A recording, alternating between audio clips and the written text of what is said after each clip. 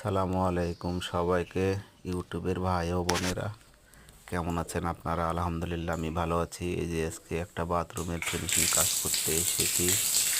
এসে সব কাজ হয়ে গেছে, এখন চেক দেওয়া হচ্ছে। পানি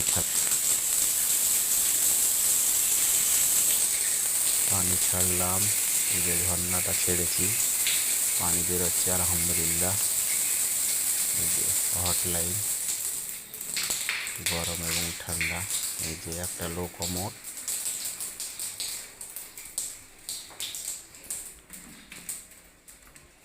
একটা লো কমোড এবং হাই কমোড লাগানো হয়েছে। কেমন হয়েছে দেখে বলবেন। এই যে দেখা যাচ্ছে কমোডটার ঢাকনাটা বসে গেল, হাইড্রোলিক সিস্টেম। এই যে এটা লো কমোড। এই যে এখানে বদনা লাইন একটা ট্যাপ কল, এই যে এপাশে পোষ শাওয়ার, এই যে পানি পোষ করা হচ্ছে পানি। দেখে কমেন্টে বলবেন কেমন হয়েছে কাজটা। এই যে পোষ শাওয়ার এই যে রাখা হচ্ছে,